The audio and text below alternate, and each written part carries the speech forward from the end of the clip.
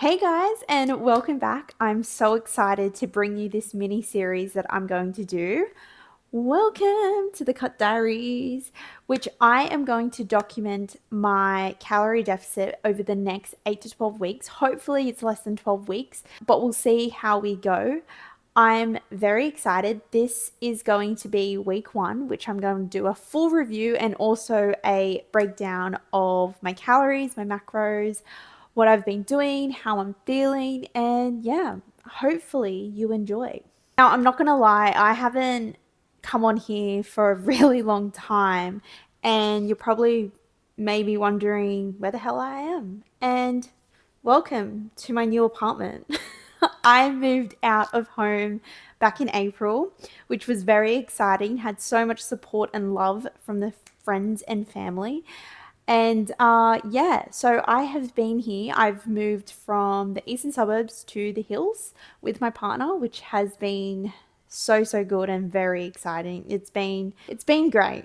Honestly, I can't say anything bad about it because I've literally had the best time. And not only am I spending every single day with my partner, but also like we've reached a new step in our relationship, which we both very much needed. So yes, I'm very happy in that regard. But anyways, let's jump right into the Cut Diaries. Now, don't mind me, I'm actually going to do my overnight hair while I'm filming this because I need to also film this, but I also need to do my hair. So don't mind me. So let's start with my current stats that was taken a week ago.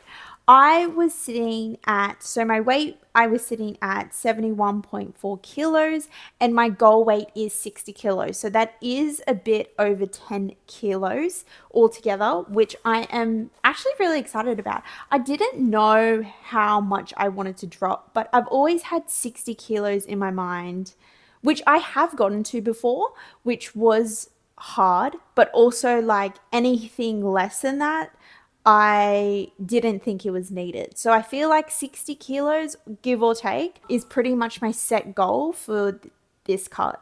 These were also my photos taken on the 27th of July. So obviously my current weight here is 71.4 kilos. Now I'm not saying anything was wrong with my body then, but I have been wanting to lose weight for a really long time now. And since I've moved out, I've gotten to the point where I keep saying things, but I haven't been doing them because life gets busy, life gets in the way. And I feel like I'm low key making excuses for myself for not actually following through. So I ain't doing that this time. So, jumping into my calories, I did track my calories before I went into the cut. So, on average, I was probably eating about 2,400 to 2,500 calories per day. So, that was average and my maintenance calories. The current calories I'm on for my cut is 1,900. I did not work out my calories mathematically. Like, I didn't do the work and I didn't work it out, if that kind of makes sense. I used ChatGPT. I popped everything that I wanted to achieve in ChatGPT and then it gave me my macros. I'm not a qualified PT or qualified to give you any type of advice on how much you should be cutting. So definitely highly recommend you go to a qualified coach to work out your macros. But for this video and just for my experience, I did use ChatGPT to work out these calories. So let's jump into my overall review about week one. Let's start with my meal prep. Now, my meal prep was good. I've meal prepped this week, so by the time that I'm filming this, I'm already on week two. I'm aiming to meal prep my meals for the week on a Sunday, which has been very helpful. So I'm making sure that I do my grocery shop on that day or on the Saturday, and then definitely meal prepping on that Sunday. Now, I'm not gonna lie, the meals that I ate during week one just wasn't it. They fit my macros to a T, and I was actually really happy with it.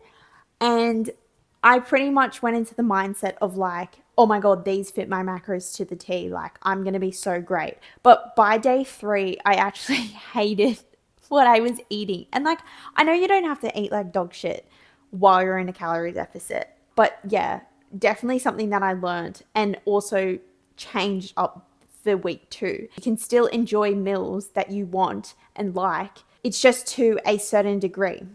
Example, instead of getting takeout, you can probably try and make it at home, macro friendly.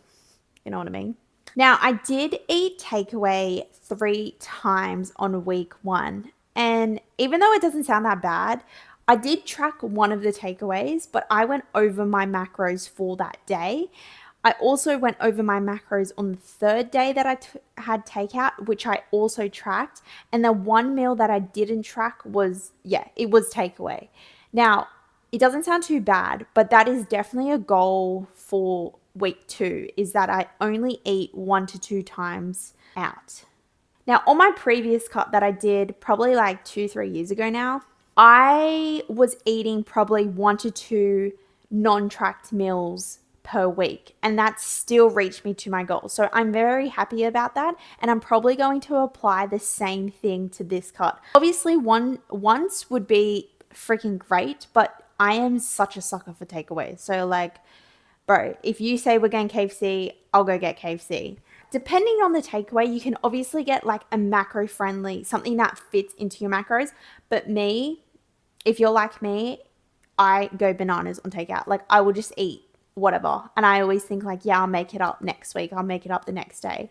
But definitely changing that type of mindset for this cut and for week 2. But I also think that like being in a calorie deficit is all your mindset. It's pretty much a whole mindset game, and remembering why you did the cut in the first place, and also how bad do you want it. So temptations like takeaway food for me, or like sweet snacks, or like going out for dessert and things like that, it's just all a part of the mindset game. So my current workout schedule, Luke, I'm filming and I can see you in the little crack. All right, my current workout schedule. I was pretty much, not even my workout schedule. This whole cut in general, I was pretty much waiting for the right time to do the cut. And big mistake. I didn't really need to wait for the right time. I just needed to fucking do it and suck it up. So I was pretty much waiting for like me going to the gym consistently 4 times a week, because that's what I wanted to do eventually. And, consistently tracking my food and hitting a step target every single day. Wrong, wrong, wrong. You just need to fucking do it and just apply those principles straight away. In the past, and like how I got taught, slowly building up your habits and routine, yes, 100% will definitely help you. But for me, I already knew this shit. I already knew what I needed to do and what I wanted to do. So when I went into this cut, I said to myself, I wanted to do 10K steps every day. And I also wanted to do at least 4 sessions a week. I did 2 upper, 2 lower. I have 1 rest day on the Wednesday, and then I also play netball on the Saturdays. 10K steps was pretty easy to apply because Tuesday to Fridays, I'm getting the metro to work. So that's already walking to and from the station and also to my car, which definitely helped. The Monday was a bit difficult because I do work from home on the Mondays, but I have kind of got into the habit of walking at lunchtime or doing my steps first thing in the morning. The weekend has also been a bit difficult with my steps, and it's definitely something that I need to do first thing in the morning to get it out of the way. Like, it doesn't get to a certain point of the day where I'm like, oh my God, I've only had 2,000 steps today. Like, what am I going to do? I've had to like literally stop, do my hair, and then keep talking because I get too distracted. Anyways, because this is a mini series, I don't want it to take so long for me to explain everything.